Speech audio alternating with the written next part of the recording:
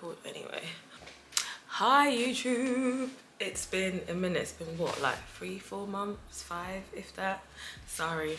I know it's been a minute, so I haven't had a chance to like talk, catch up. And last time I loaded a video, I was giving you the full lowdown of my career over last year's 18-16 months, and we're coming to the end of 2023 in a whirlwind of a year of good things personally and professionally as well. So I'm back, things have wound down, so much has been happening. If you follow me on Instagram, I got married, so I really took time out to enjoy the season, had the best time with my sisters and my friends on my hen do. I'm Nigerian, so I had a Nigerian traditional and a white wedding, and it was just lush, it was everything and more. See, with that, I wanted to obviously keep things private and memories for our families and ourselves, but I had the littiest hen do ever, period. Okay, it was just top notch. I just cannot even believe friends and my family went into so much detail to celebrate me. So like beyond gassed. So I did actually record as much as I could, as well as living in the moment. Have my Henry and what we got up to over the 5 days. It was just like a roller coaster of litness. I think I recorded the last day. But anyway, to check that out after this video or before, I don't know, I'll see how my life works out in terms of how I upload it. But I wanted to do a YouTube video today to give you a career update. The last 2 videos, why I quit one of my jobs in 2022, why I just wasn't happy in any of them. I just felt a bit like, what the F am I doing? It just wasn't the one. It's okay, as I mentioned in my last video, sometimes you kind of go through those phases. It's them, it's you, it's them. It's just a whole bunch of things. And I think I was going through like a growth spurt in terms of what I want out of life, and those places just wasn't serving me. Nothing personal. I chucked the deuces at not 1 but 2 jobs, got made redundant from the 3rd one, and I think that was a sign from God telling me to sit down, as I mentioned. Don't need to go into it. If you haven't watched it, check it out in the link here somewhere. Where was I? So last time I told you that I was just contracted and it was okay, I was just rolling with the punches. Priority this year was to focus on my personal life, which was getting married, building my family. That's important to note and flag, because you know there's a season for everything. It's going to be climbing up the ladder, you know, opportunity. Sometimes there's seasons of stillness, but that allows you to tap into other areas of your life, right? So 2023 was that for me. It was all personal, building my life, you know, beyond my career. What does that look like? Being a wife, what does that look like? You know, making a home, all of that lovely stuff. So that's been this year. It's kind of been like moving along in the background, but as I said, it wasn't my main priority. I wasn't pushing anything, I wasn't promoting anything. You guys know I've got a platform called Life of a Marketing Girl. I wasn't doing anything around that. You just put your hands in different things and you're going nowhere fast. So like, pause, prioritize personal time so that you can live, experience life in other areas, and then really see passionate about where you feel like your purpose is going to move going forward, and thinking about career and how you want to use your skill set. I wasn't really like looking for jobs proactively, dead ass, no lie. I was just there coasting and I'd see like 1 or 2 on LinkedIn. You're just around peers, or you see things, you follow different programs. So I did see like 2 jobs around that time. This was in May of this year. Applied on a whim, like I think maybe a random Monday or Wednesday night, not thinking too much of it, and go about my business. And then a couple of weeks later, I got an email about an interview, and I was like, you know, you apply for a job, you forget about it. Did that, had an interview, got the email maybe like a Monday night. Random way, it didn't really allow me to prep because it wasn't enough time anyway. The WeWork space, so I went into one of the meeting rooms. It's a shared office space. You can go there if you're freelance or startup businesses go there. So that's where we were based. So I went into a meeting room and I had the interview. Like when I mean I didn't prep, like I just had to look through my phone, like on the train, on my commute in, to kind of get an idea. I know who the company is, so that's fine. But the role was quite elusive, so there's only so much you can know. So I was like, let me just know my CV and what I've done. So if they ask me a question, I can answer it. Did the interview, standard questions, but I just felt like this was a bit different. Felt like she was more interested in kind of who I am as a person. Of course, it's my skill set, but who I am. And so I was asking her questions. So I think I did the best that I could. It felt like it was easy. If my followers are Christians, you will know that You know, when something's for you, it feels easy, even though you may not think, oh, I should have more experience, I should have prepped more. What was on my mind before I had the call, but I was like, you know what, just talk, yeah, just answer the questions. I did that and it just felt smooth. Coming off the call, it was end of day, so I packed my stuff, left, called my fiance, not my husband. I was just like, I just had this interview and it was just like so smooth, like this job is mine. I said those exact words and he was like, oh, okay, good. Nice for someone to do questions align into your skill sets and you can fully answer them. They're not trying to trick you. Sometimes in interviews, these interviewees, like, they want to suss you out and I'm like, why are you sussing me out? Like, ask me the question, allow me to answer, and you have no choice to believe it. Do you know what I mean? Sometimes I feel like they're trying to get difficult so you like trip over your words or say something right, and I just think that's not leadership. That's not how you bring people into a business. And that's a whole nother video. So asking clear questions and just wanted honest answers, and that's what I gave her. It was so good. Like, wow. Left that, had other interviews. Remember I said I applied for 2? They both got back to me. The other one, it was really good. Reason why I got to the last stage, reason why I didn't get it is because of what I was asking for. It's all about knowing your worth. It was such a more senior role, it was a director role, and pay was less than 50k, and in the UK that's not going to cut it. If you're a senior director going around and making a lot of things happen, that pay is not sufficient. Pay to them, but I know my worth and know what I want to put my time to. If you're going to work for me, I need to see the check. So I left that one. So it was just this one on the table, but I was fine. They emailed me like 2 days later and they loved you. She really wants you to progress to the next stage. The next stage is a task. We'll follow up with the task, which is quite standard when you get to mid-level senior roles. In marketing, you always get given a task at like the second to last stage. That came to me, I think, on a Monday night or Tuesday night, and I had to deliver the project on Friday and present it.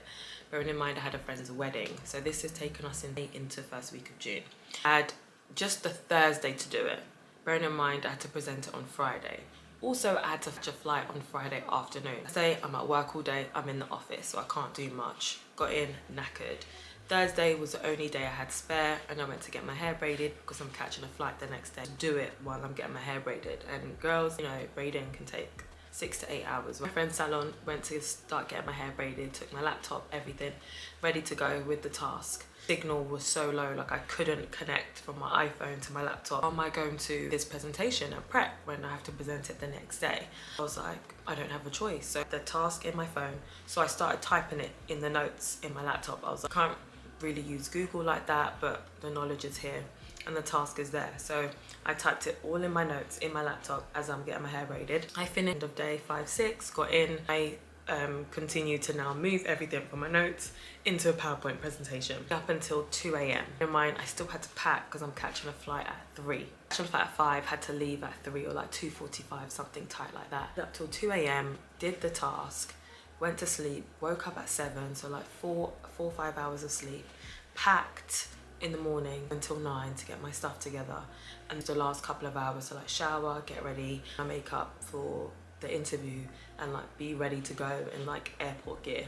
This task was actually quite interesting, quite creative, and they also gave you a bit of supporting documents to help. Super sufficient to do it. I was just in my notes initially when I was getting my hair done, but they also added a lot of data. So in marketing, over the years it's evolved and there's a lot more data. I'm a fashion and beauty background, and whereas we use data and numbers to inform our creative briefs, but I've never really used it to go to this granular detail.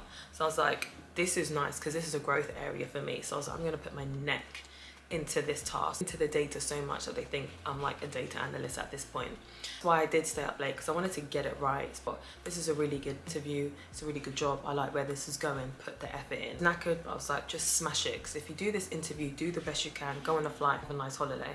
The interview at 1 o'clock, was it 2 o'clock? It was 1 or 2 o'clock for an hour. It was maybe 1, at 1:30. So yes, 1:30 to 2:30, so I had to present it. Got on the call, literally like my fiance's running around like packing around me as I'm like having this interview and doing my presentation. They recorded it, I presented it, I smashed it, I felt so good about it. My laptop, put it in the suitcase. Uber was 15 minutes away, 15 minutes to tidy up, do what I was doing and get in a cab and go to the airport. So I felt good, I was like, you know what, give it my best, I felt good about it. on holiday. We were supposed to come back Tuesday, flight got cancelled, booked another flight for Wednesday, so we stayed an extra night. Then on the Wednesday in the morning, when we're chilling by the pool, an email from them, you have time on Thursday to meet the VP. It's like, okay. I land Wednesday night at midnight. I go into work where I'm contracting at Thursday, and that call was at 3. So I'm knackered because of course got in late, we had to stay another day, and I have to like prep to speak to this vice president. So I'm like, okay, cool. Go into work, have a normal day at work, and I go into a meeting room as I do. P. And she was lovely, and she was like, I've seen your CV, I've seen your interview, because remember my task was recorded when I presented it, so I've watched it. I can tell you're a great marketer, you're very dynamic, and you're what we need. Tell me about yourself. And then it gets to that last stage when you're speaking to that senior stakeholder, want to know about results with APIs. Kind of prepared in my mind for that stage. I was quite nervous. So I was like, okay, Olivia, give it your best. So tell me about yourself. I'm just like, what does she want to know? So I'm just like, I'm Olivia, I'm one of 4, I'm engaged, I'm getting married. I'm giving her all the tea. And she was like, oh, that's so lovely. She was like, I see you've got a platform called Life of a Marketing Girl. So I told her the story, how I started that. If you don't know, you should check one of my videos, because I talk about it in my first ever YouTube video. Having coffee sort of chat. It was really nice. And she was like, look, she's been in the industry for ages, she's senior, and she was like, there's so many skills that you can teach people and they can learn on the job. She was like, but there's certain skills that you can't, and for this role, the journey that we're on as a business, we need people with those soft skills that you can't teach. From your CV, from what you've done outside of work, and understanding your family life, I can understand you will have those soft skills. You've got your own platform, that means you've got this entrepreneurial spirit, which is what we need. Interesting that she was able to dissect and understand my skills in terms of what I've done in my job and where I've worked versus who I am outside of work, to pick the strengths and think this is a great package. Of course, she asked the typical questions like, you know, explain the time when you've had to deal with difficult situations. So it was nice, because it was nice like icebreaker to get to know me, and then she went into those typical questions. I have to ask you these, so I'm going to ask you these. So open and transparent. She was like, look, there's this role which you'll be grateful, but there's also another role be like grateful. So you don't have to take this one, it could be another one. And I was like to her, I do want to take this one because this actually is going to stretch me from a commercial perspective. I say that, I mean numbers. Marketing, you can do a lot of creative, you can do a lot of storytelling, which is great. But when you think about evolving and being senior leadership, being an entrepreneur, even if you want to start your own business, there's other areas that are non-sexy that you're going to need to learn. And I feel like I'm at that stage where I've covered all the creative, I've done all the storytelling, I can do a campaign with my eyes closed. But in terms of scaling a business, you need to marry that with commercial understanding and have a data analytics mindset. And this role allows me to do both, which is great.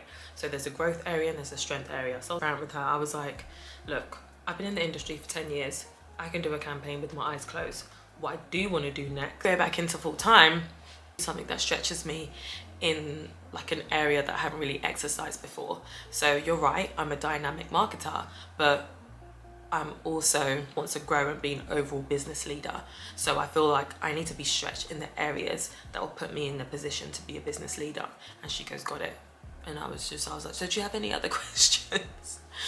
And obviously I asked her other questions like, tell me about the role, tell me about the team. She goes to me, like, I really like you. I like your CV. I watched your presentation.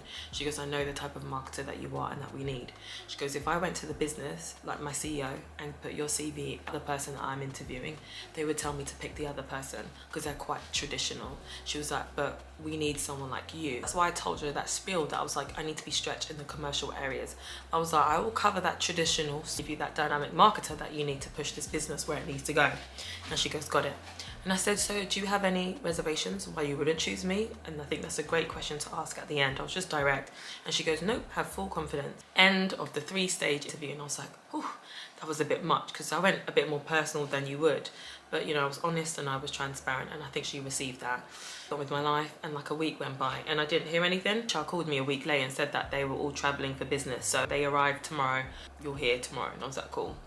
Positive about it, prayed about it, I gave it my best. Even if I don't get it, I will be happy because I think I had such a great experience. Like the interview was smooth, confident. Nice to speak to people that understand your value. Friday, I went to meet some colleagues, was currently contracting. Just checking my emails as you do. It was like 9 at night, like 9:30 Friday night. And we're like somewhere having like pizza, drinks with my emails. And it was from not the VP, but the person that interviewed me before. It was a long email. They looped in the VP, they looped in HR, and they looped in some other senior person. It was so lovely interviewing you. You were this, you were that. When I felt like I got a speech as like an offer. I got the job, by the way. Your girl got the job. So I was really happy about that. And they were like, your skill sets that you showed, your entrepreneurial spirit from all the things that you've done outside work is going to be so valuable to the team. It would be so lovely to have you part of the team. We really hope that you take this offer. I was just like, and I didn't say nothing with those colleagues because obviously they don't need to know my business, but this role is gonna be sick. So then finished dinner with my friends. Obviously I'm way more perky now. And then I get home and I tell my partner, and we were just gassed, because it's like I wasn't proactively looking for anything. It was just, as I mentioned before, I was just living in the moment, experiencing life and seeing what comes to me. And I think that's so important. Yes, obviously the next stage is dealing with the offer, the pay. I had a figure in my head, so always have a number in your head that you're going for. When it gets to these senior levels, you deal with bonuses, you deal with all these different additional things. So you have to think about the overall package and how that's going to benefit you. They emailed me like a day later, obviously after I responded, and said, of course I'll accept the offer. And I just said, thank you so much. It was such a great experience speaking to both of you. You made me feel comfortable, but also we had great conversations, which made me see that, you know, I'm going to be in the business with powerful women. But I got an email from HR, start date, and then they sent me a letter about the offer. When I looked at the whole figure, it was beyond the number in my head. Wow. I didn't even like negotiate, because it completely surpassed what I wanted. That for me was such a moment, because it highlighted how sometimes that when you're chasing things, you're chasing the next opportunity, you're chasing the next job, you're chasing the next thing, you're doing things out of your own will. And we know that like we live in the world, but we're not of the world. So it's like you have to let things happen, because that means you're putting trust and faith in what you believe is for you. And I think I was in that space. I was like, I chased a whole bunch of jobs last year that I thought I wanted. When I got there, I was like, I don't want it. And then this year I was like, I'm not doing that. I've got other things going on, other things that I care about. I'm just gonna work, make money, take the time to reassess all the things I'm passionate about and get back to it. Obviously post having my wedding and getting back to life. For this to happen in the middle of that, such a surprise and obviously a big blessing. But it was just so profound in terms of how it naturally happened. Nothing was forced, nothing was difficult. Even if I did have like a day to do the interview, it's fine, because I hadn't exercised that sort of like bit in me in a while. Pumped to do it, exercise and do the task, and again prove to myself my own value and see that I can operate at this level. You kind of allow time to happen, because you really prove to yourself more than anyone what you're capable of, and that was critical for me. So I've started a new role. I'm back full-time, way more senior. I look after like the whole category for the UK, parts of Europe, so that keeps me busy, working with different time zones and a lot of the team in the US. But it is a role that I'm ready to do now. And I think when I look back to last year, 2022, and even 2021, I was rushing like the process. When I look back and review, it was such a big lesson to live in the moment, take each day as it comes, enjoy the process, don't forget what you want, and obviously don't forget what you deserve, because when it does come to you, it will feel right. And it doesn't mean it's going to be easy. Like, I'm 4 months in, worked a lot of late nights, but I know I'm pushing myself. And as I said in my other video, it's not for them, it's for me. It's for adding to my values, adding to my skill sets, which I'm going to take and give back when I think what I want to do with life of a marketing girl, like the lessons, you know, the people that I've met, rooms that I'm in. These are valuable lessons and learning that I can obviously share. And I think that's what this is about. It's not about me getting like the bigger job and the bigger paycheck. Of course, that's nice, that's lovely. But I think it's about the lessons and the experiences that I'm going to have to obviously share with others. That is my career update. That's what I've been doing. It's been such an interesting roller coaster. And if you ask me January, so what do you see this year? Like, I couldn't even tell you. I couldn't tell you. I was like, I'm just gonna work, be a contractor, potentially go freelance if the opportunity arises, and I'll just do that. I was like, I'm just flowing.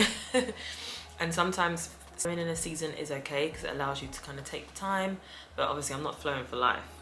I've got purpose and direction. It's interesting how I just took a step back and allowed things to happen, and it was beyond what I thought. And that's where faith is so important, because it allows you to see what, you know, God can do for you, to be quite honest. So grateful. I'm in a really, really good place professionally and personally. Can't wait to continue to share my career journey, what a day in the life is like. Marketing girl and being like, you know, senior management and working in marketing, and I'm in a different category. My background is like fashion, beauty, but I'm now more in like health and wellness, which is great, because if you think about the way the world is going, that's a big growth area.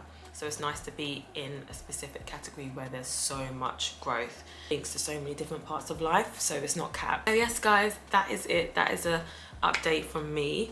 I hope you liked this video and hearing me talk and just divulge in terms of what's been happening. So please do like and subscribe, and I'm going to be more consistent, so bear with me as I find my feet, anything going on. But yeah, I hope you enjoyed this video, and I'll see you in the next one. Bye guys.